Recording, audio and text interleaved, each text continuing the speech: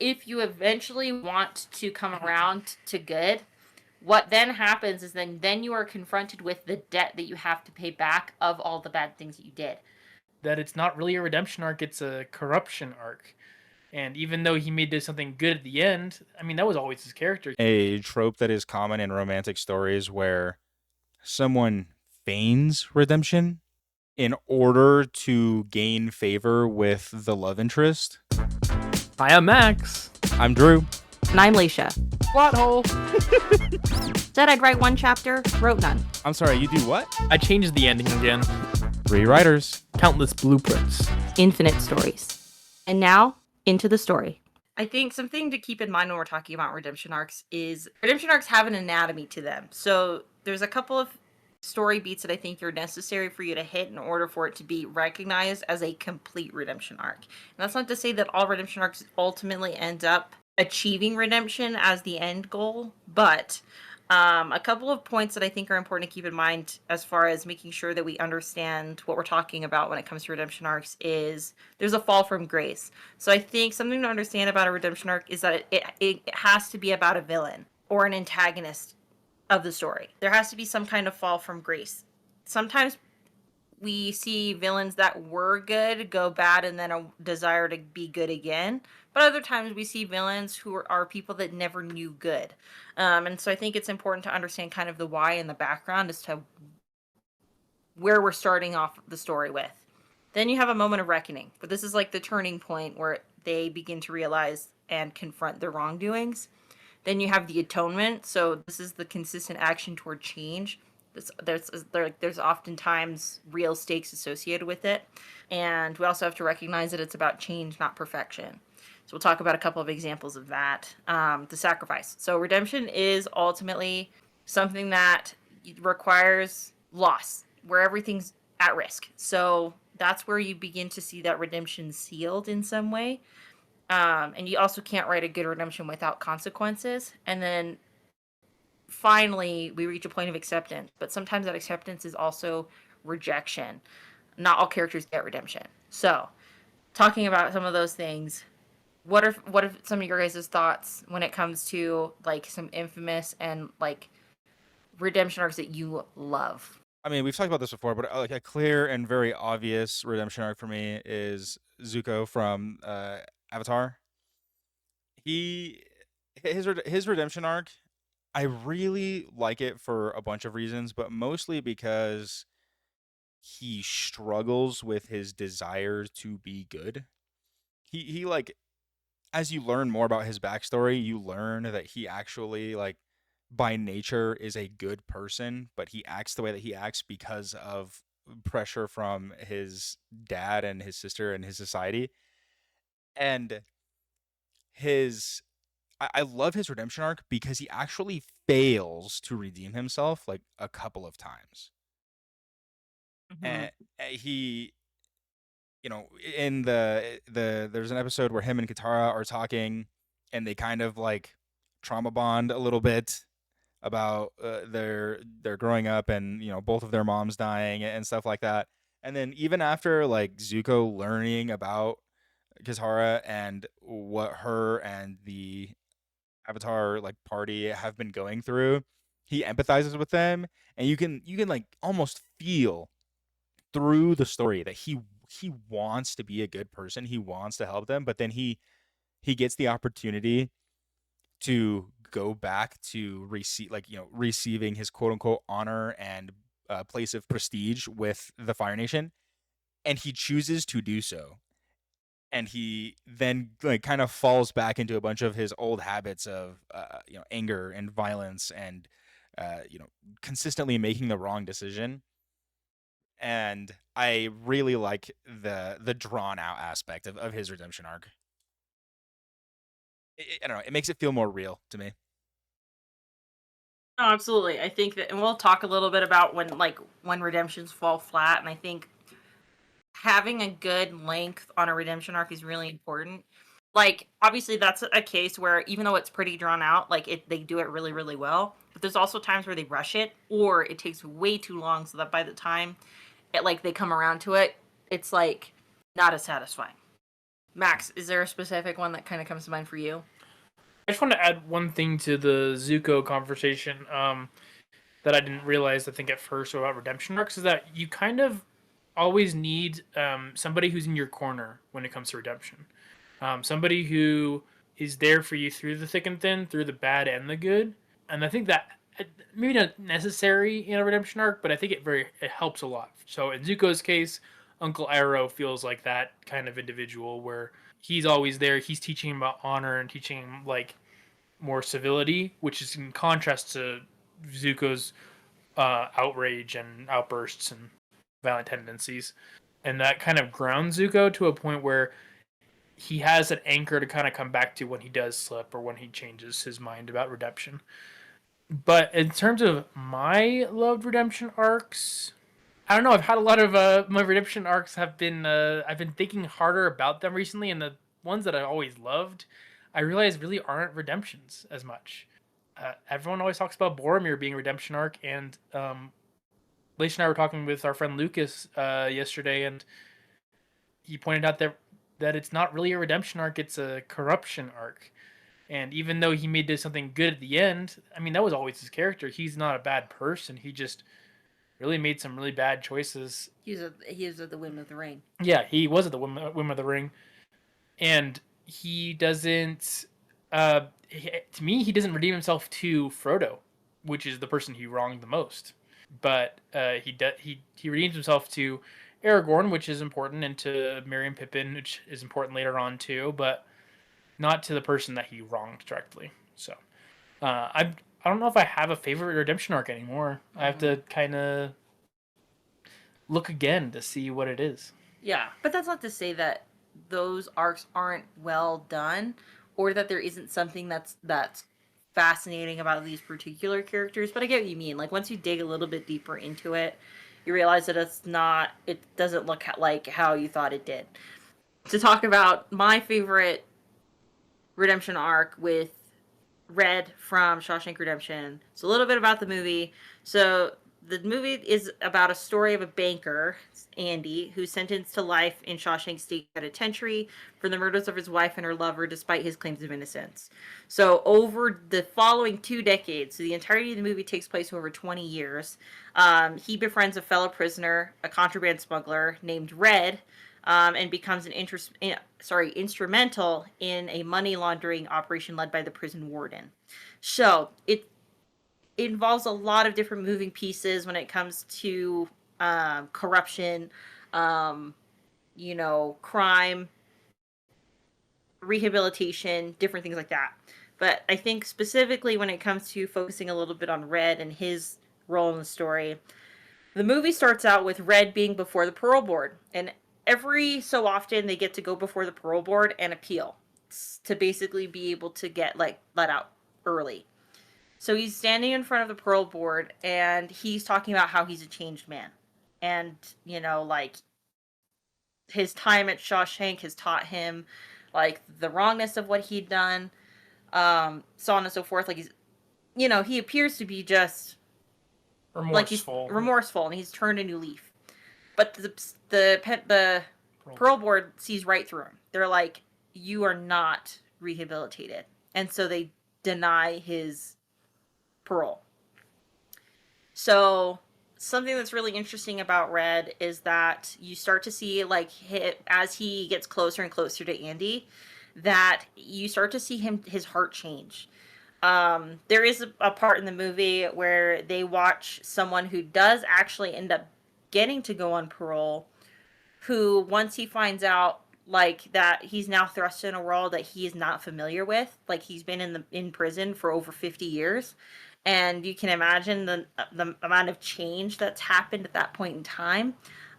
So he's now in a world that he does not recognize. He has no idea how to function in society, and so he does ultimately end up killing himself. And that's when you start to realize, that's when Red starts to realize, there's nothing for me out there. I would not have no idea how to function in the real world. So the next time that he ends up having to go before the parole board, he's very honest about the fact that he doesn't know if like he's rehabilitated. He doesn't know. You know, he is much more honest and forthcoming about his wrongdoings and this fact that what he did was really wrong, and he doesn't know if he's ever changed. But the parole board sees his heart and the fact that he recognizes, like, and he's truly remorseful, and they allow him to go on parole. But he also ultimately ends up struggling outside of prison as well. But I think something that's really fascinating about that is, like, in the span of 20 years, which is a long time, he turns around his life enough in a place where, like, that kind of attitude, that kind of energy doesn't really exist. Like, he's in a place where even the people that are in charge, the people who are supposed to be morally upright, are completely corrupt as well. And so the fact that in harsh conditions he still manages to find like a sliver of light, I think is why I love his redemption arc specifically so much. So, talking about that, has there ever been a redemption arc that you guys were like upset to see? You didn't feel like that you didn't feel like a certain character deserved that chance at redemption? We were actually just talking about this, and I actually have kind of a funny example. So I think Oh, some, this is a good one. I think a problem that comes up sometimes is like sometimes the forgiveness that a character receives doesn't feel like it's earned. Like it's kind of just given, but there was no real there was nothing at stake for them to in order to receive it. Is Max from the Goofy movie? What? I It's a good. listen. It's good. It's good. Listen, Yes. okay? Okay. So Okay. here's the thing. He is such an asshole to his dad the entirety of the movie, okay? He is so mean to Goofy throughout the movie. He goes completely against what Goofy wants. He ends up, you know, getting in trouble at school.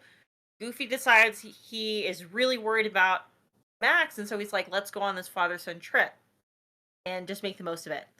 Obviously, that's not what he wants to do. Max is doing everything within his power to trick his dad. Like, to try to get his dad to do what he wants him to do.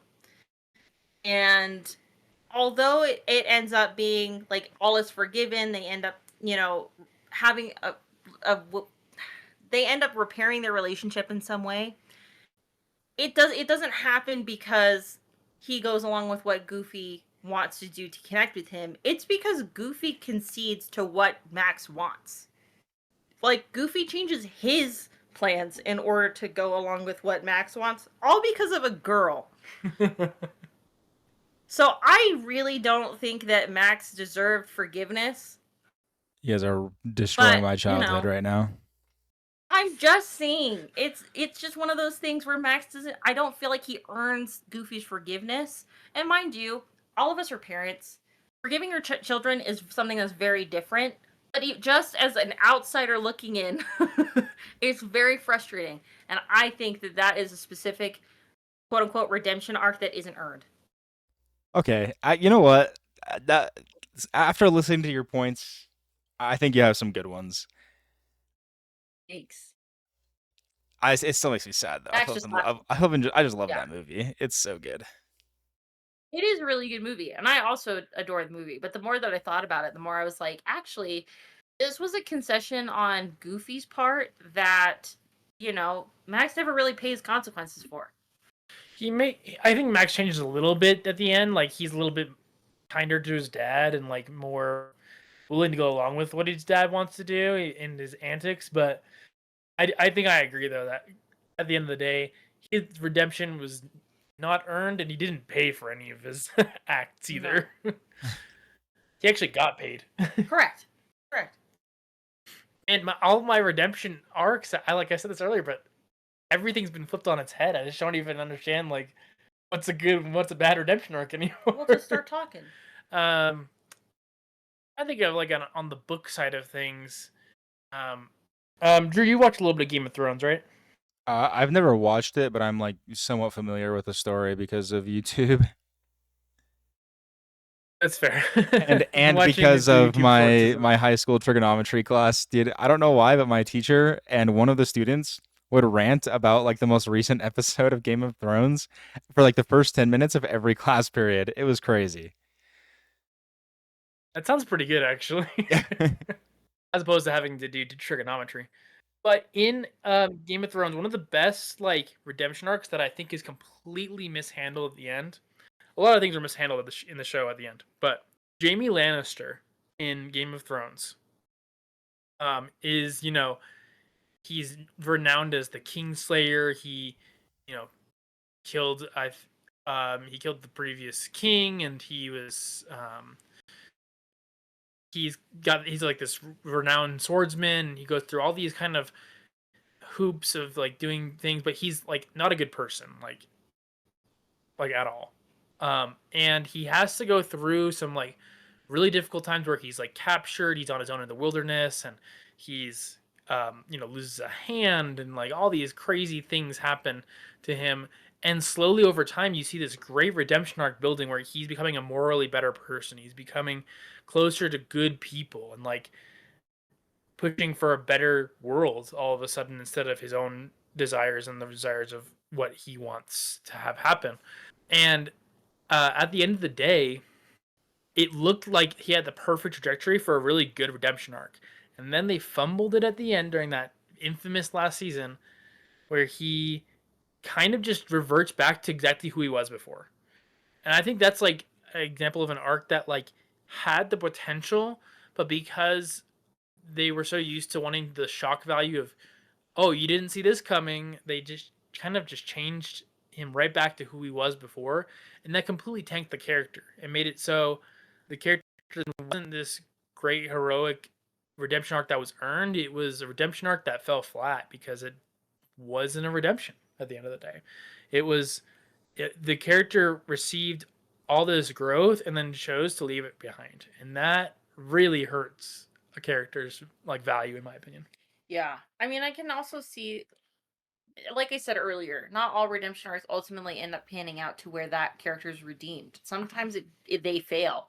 And I think that's something that I do admire when that happens, when they're not accepted, when they're not embraced by the quote unquote audience that they're looking to reconnect with.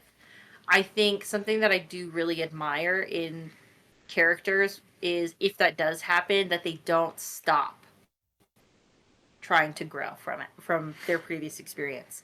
One of the things that we were talking about is like what's really tough, and I think something that happens for a lot, like we made a list of all of the reasons why redemptions don't work. Like what are some specifics when it comes to when a redemption falls flat, or when it doesn't feel fully earned, or when writers or storytellers get it wrong, like where they make the emphasis on something that isn't appropriate to the arc in and of itself.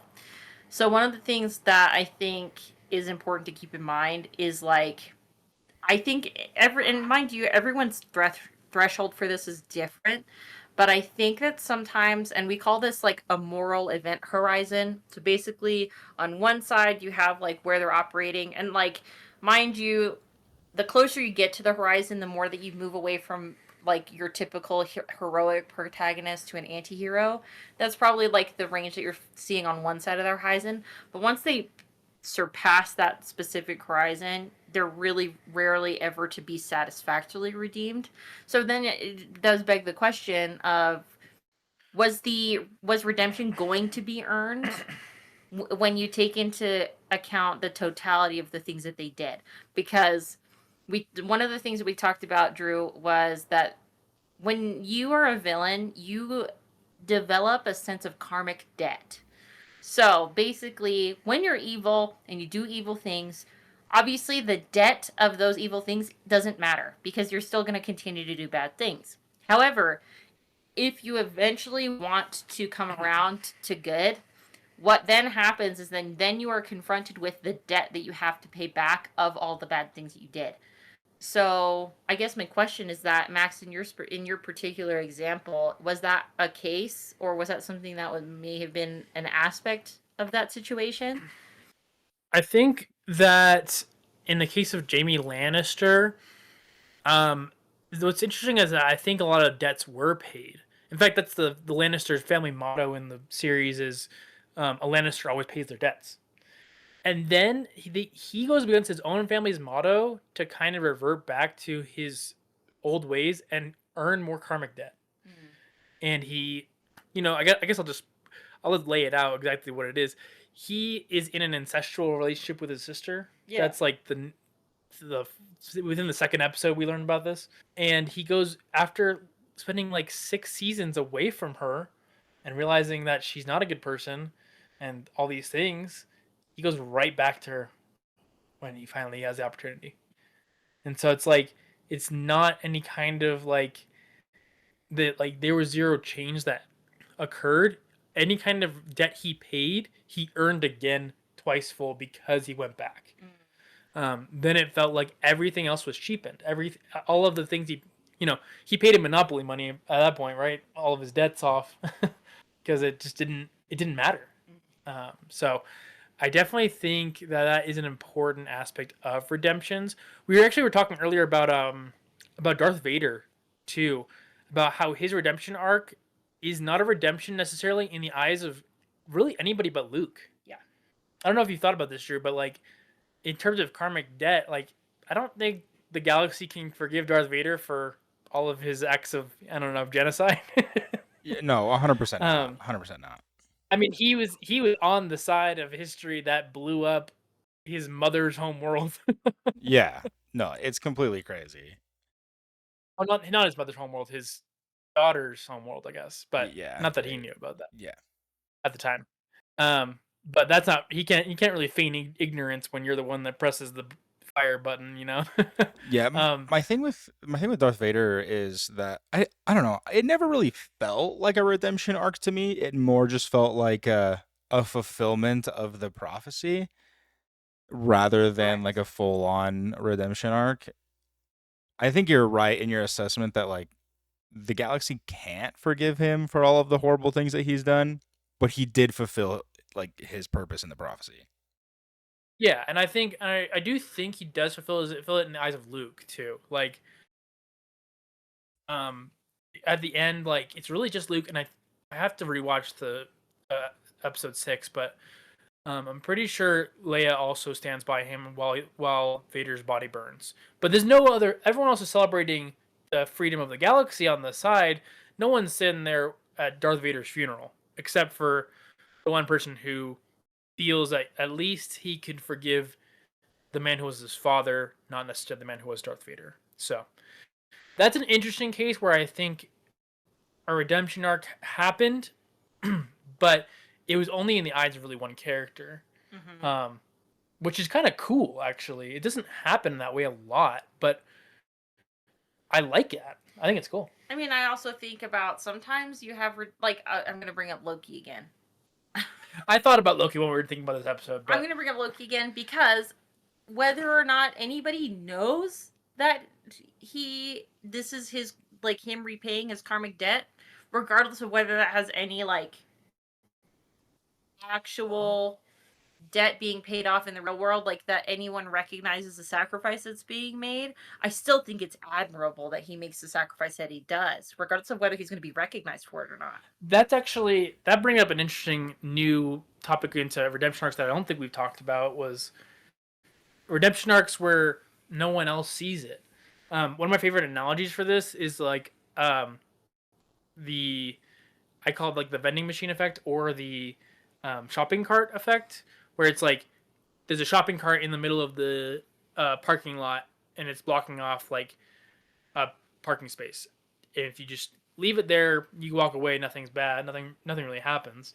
But if you put it back, like what do you do in the situation where no one's looking except you,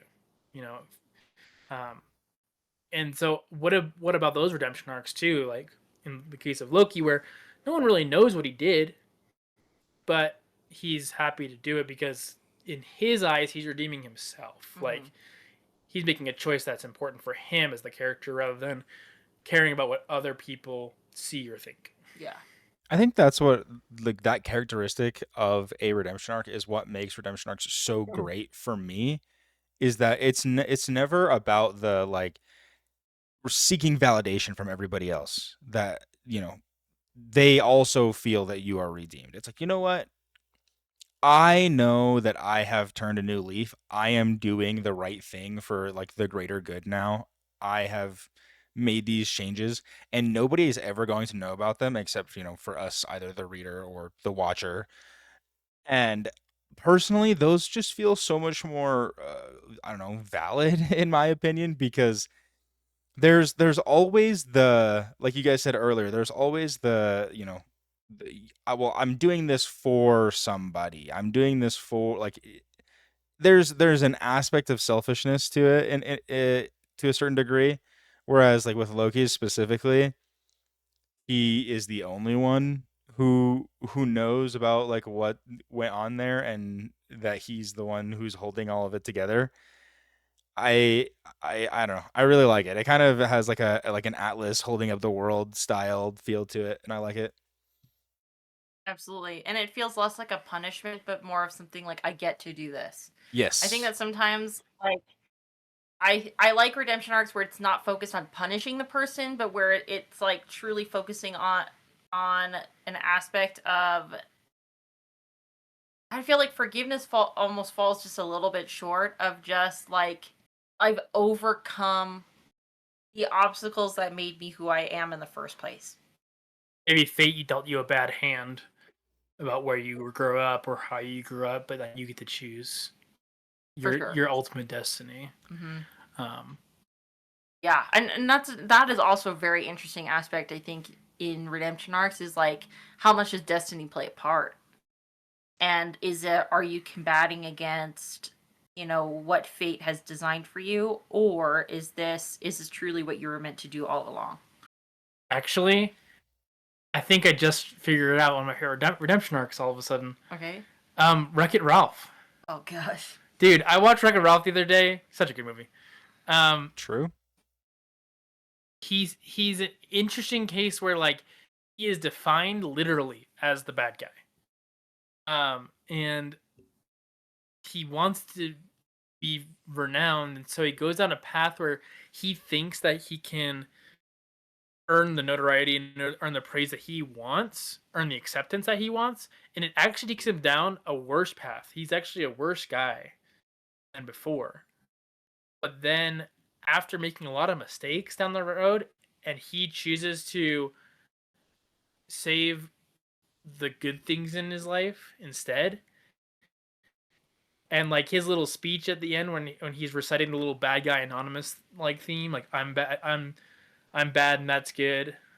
I'm not good and that's not bad. There's nobody else but me. I can only be me kind of thing. Mhm. Like that like is a great redemption moment because he's willing to give up everything that he's willing to accept who he is and change an action, make an action rather than speaking just words. Like he is like the words help emphasize the moment, but at the end of the day, it's his action that changes the words into meaning. Um, so there we go. That's I found it. I think, and to kind of go off of that, Drew, why do you like redemption? Because I think we all have different reasons to why we enjoy it. And obviously we've talked a little bit about like the aspects of specific things within redemption arcs or themes that you really enjoy. But for you, what do you feel like is why you make a connection? So for me, it's more about like the capacity for change that people have. A lot of us, growing up, I mean, most people from our generation like struggle with some kind of like mental illness, or they just have struggles, right? Everybody has struggles, and Hmm. the seeing these characters who are in stories who make like way worse decisions than 99.999% of us have ever made, and still be able to like work hard at not only being able to receive the forgiveness of others, but be able to potentially forgive themselves, is one of the big reasons that I love redemption arcs.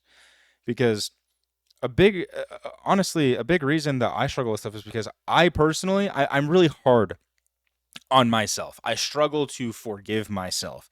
And that struggle to forgive myself for like mistakes or actions that I take prevents me from actually growing as a person a lot of the time.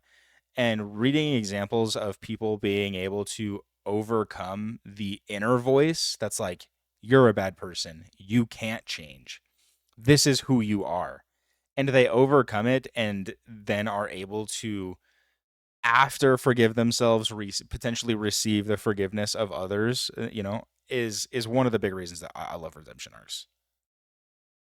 I I had a lot of good points, and you just said like all of them. So Oh yeah. I think that's exactly like just exactly why I like, and just to make it like even more personal, I just like sometimes I feel like I am not a redeemable person for actions that are not, you know, not condemning. Like I'm not like a bad person, but sometimes I feel like I've done things in my life that I can't change or I want to change but I can't. And then seeing and reading these stories about people who do change, that feels really good personally because then I can look at my own life and think, if they can do that, what can I do? Mhm. I to echo both of you, I think that something that's really awesome about redemption arcs is that they teach us that we're not beyond repair. I think that we often find ourselves, like, especially when confronted with the consequences of some of our poor choices. And mind you, sometimes those consequences are short lived, especially when we're younger. You know, like a lot of the time, for the smaller mistakes that we make, we don't necessarily have to deal with the consequences forever. But there are other times where some choices that we make have long lasting, sometimes years long consequences. But I think that's something that's important to kind of keep in mind, and that these stories allow us to look at is there's there's going to be an after. There's going to be a beyond this, like our current circumstances, and I think that that's inherently hopeful. I think that we're really fortunate to have stories like this where we can look to them and see examples of exactly what you said, Drew, where they've made mistakes that are far greater and on a way greater scale than ours may be, but they still are able to find hope. Do either of you have any plans in your own stories to write redemption arcs in? So So, I'm s- I'm still go yeah, sorry. I'm still going back and forth on mine. I can't decide.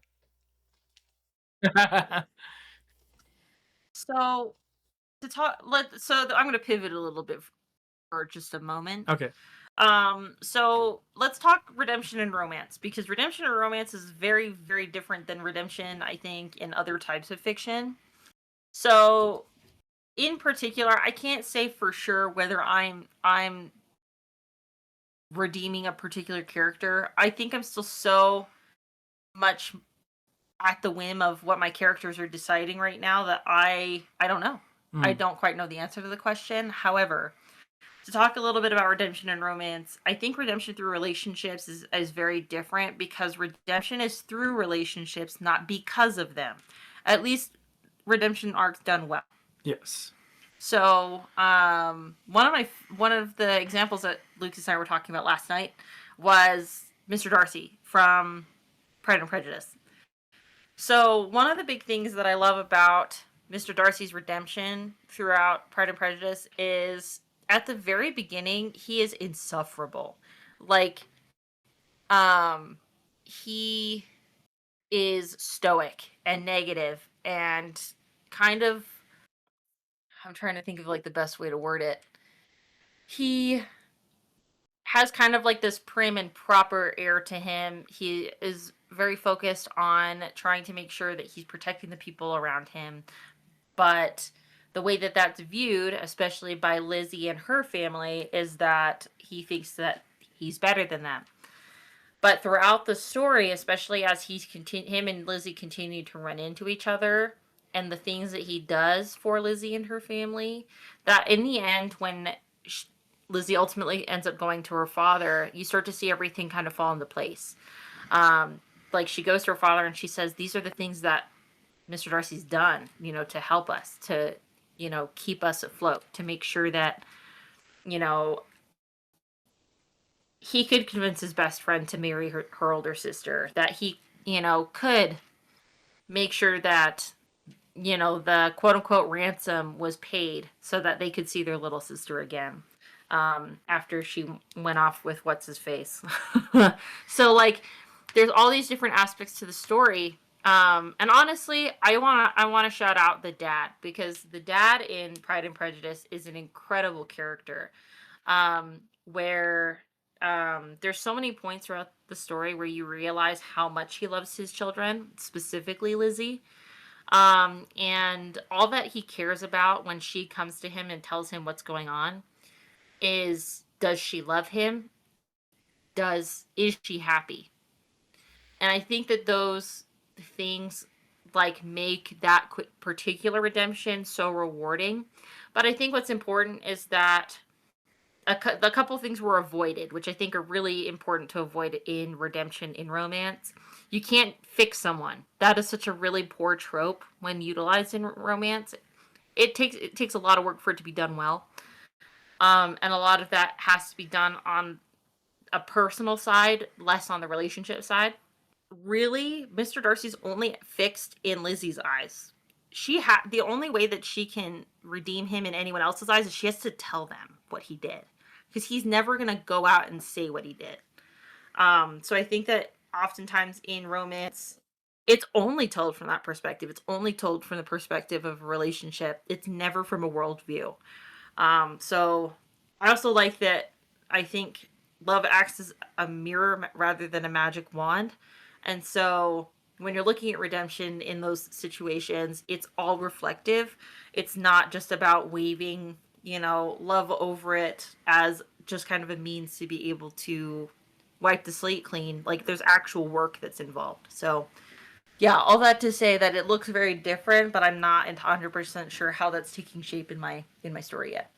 I think when we talk about redemption in romance, just real quickly, one of like I don't know, this seems to be a trope that is common in romantic stories where someone feigns redemption in order to gain favor with the love interest or with the main character. A love interest is like kind of shows some of their true colors, and then they feign that redemption in order to regain the favor of the main character. And I think that's really interesting. Like, I don't know, it feels like an almost unique characteristic to romance stories. Do you guys feel like that's a thing in romance stories? Am I? No, actually, I was thinking about this earlier too. Characters who choose redemption only because they want a relationship too. Like, either they fake it like you were saying, or they're only doing it to get the girl. And there's not a lot, like, there's nothing that really gets it. Actually, you know what probably is a good example of this is Mean Girls. So I think an example of this is in Mean Girls. The main character Katie tries to redeem herself in the eyes of, like, the popular group, and she is successful in that. But in doing so, she loses her friends, and so this is kind of a double redemption arc in this case, because then she has to redeem herself in the eyes of the people that actually care, and so she has to kind of turn that around to change. But at the end of the day, she's doing it all for herself. At the end, she's not a really, like, I like Mean Girls. I think Mean Girls is a good movie, but I don't think she's like a very, like, admirable character for what she does, because she kind of puts herself in the situation where she has to redeem herself or she loses everyone. But it's an interesting, like, aspect of choosing redemption only because she wants to please and befriend the people that she chooses or whatever. And it's funny because I also think about situations where, you may have who's one of the main characters, the protagonist, who wants to rekindle the relationship with that they've lost with the other main character, but then they realize that they have a real price to pay for it. Like, I think this is really apparent in I'm trying to figure out how to describe this trope to you guys. So basically, it's very common in situations where, like, say you have a guy, he ends up coming back around and he sees this girl, and this girl like completely flipped his world upside down years ago. And then he comes to find out that he has a secret child that he had no idea about. So then I feel like that often adds an extra layer of redemption, because not only does she have to redeem herself from keeping a piece of him secret, but he has to redeem himself in order to be not just worthy as a partner again, but as a father too. And I think that that's a very fascinating, and sometimes like I've seen it, like them do it really really well, where ultimately what ends up happening is he does go through the necessary changes in order to be worthy, and not in and only to the people that he really cares about, not to anyone else. And sometimes that does require very real sacrifice. I'm always curious about those style stories because I'm always curious about what happens like after. Does that last? Is that redemption, that like that change lasting? So I think that has to do with more with like how you build the story up, because a redemption arc does not happen in one chapter. Like it can't. It has to happen over the course of it. One of the things I read up about redemption arcs too earlier was that like you need to have you need to show them the character being redeemed. You need to show them doing bad things too, or Correct. doing things that maybe the viewer or the reader or the characters see as something that needs to be changed. Um, and then enacting that change over time, whether or not it's like Zuko, where you're kind of going back and forth on the change, or whether it's a slow progression to that ending moment. I think it's all important. For sure. Personally, my headcanon is about those redemption arcs that feel more forced than natural, is that eventually it falls apart. That's my headcanon, at least. Being being forced to like make that decision. I'm not saying that it's not possible. It just is like it feels like the reasoning for making that choice to redeem yourself feels very selfish rather than an actual change that you want to see in yourself. My favorite versions of those is when like in a movie series, the one of the actors or actresses just decides to not come back for the next movie, and so they have to write them off somehow, and they're like, "Oh yeah, yeah, we broke up or whatever," after spending like a movie or two like Yeah. building their relationship up, and like, actually, Thor, how's Jane? Well, she's gone. It's okay though. Yeah, it didn't work out. Because yeah, she didn't want to. She wasn't getting paid enough, so we're here. That's So, my favorite kind of like yeah. wasted redemptions. So to kind of summarize all of this up, our listeners, they're writing their books, they're trying to write a redemption arc into their story. What are the characteristics that you guys think are like either necessary or really important to a redemption arc that you think they should include in writing their story? I think that something that's really key with writing a redemption arc is, if their reason for doing bad things makes sense, the reason to turn good needs to be even stronger. Like it has to make sense. So I think that, you know, it's really important to really flesh out the why. And like Max was saying, like you should show them doing bad things, but you need to make sure that your reason for wanting them to change is strong enough and good enough that when they do pay the price of whatever it is, or put everything on the line in order to make that transformation, that it feels earned.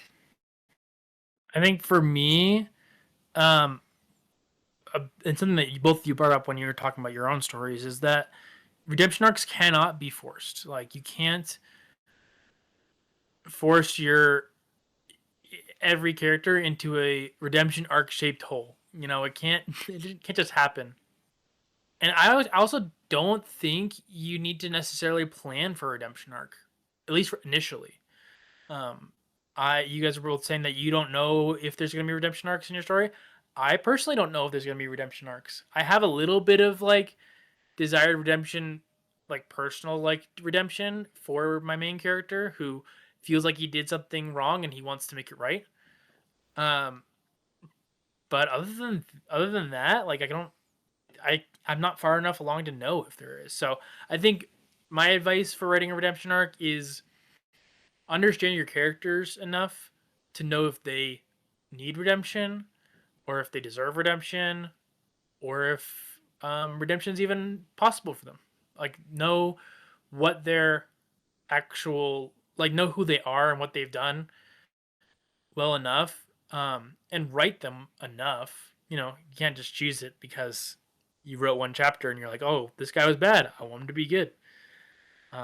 See where it goes, and then you can start laying the groundwork for the redemption arc, going back and editing things and adding things. I think my piece of advice for writers about redemption arcs is fundamentally about trust.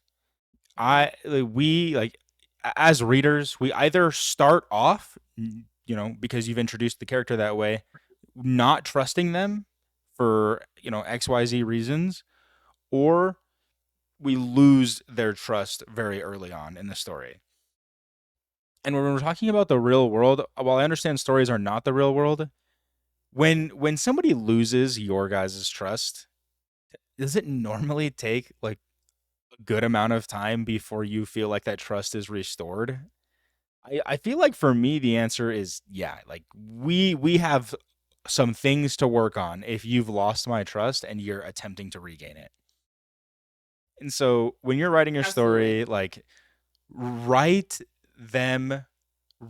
scenes where they are actively attempting to regain the trust of the other characters in the story. Don't do it in a cheesy way that makes it super obvious, but it's all about trust. Regain my trust as a reader and regain the trust of the main characters in your story. I think piggybacking off of that too, you have to have like good quality change. It can't just be, main character screwed up, so he shows up with flowers to say he's sorry. Like that doesn't fix everything in the real world. It doesn't fix everything in the story. Are you saying that because there's dead flowers sitting directly across from you? Shoot. Hey, those flowers. What did you do? Really good. I got these flowers just out of the kindness of my heart. Okay. They just have to be. It has to be meaningful, and I think it actions speak louder than words. Show don't tell, and do it over time. Like a character coming to somebody and saying they're sorry one time doesn't work in the real world. Doesn't work in a story. Like you gotta do it over time.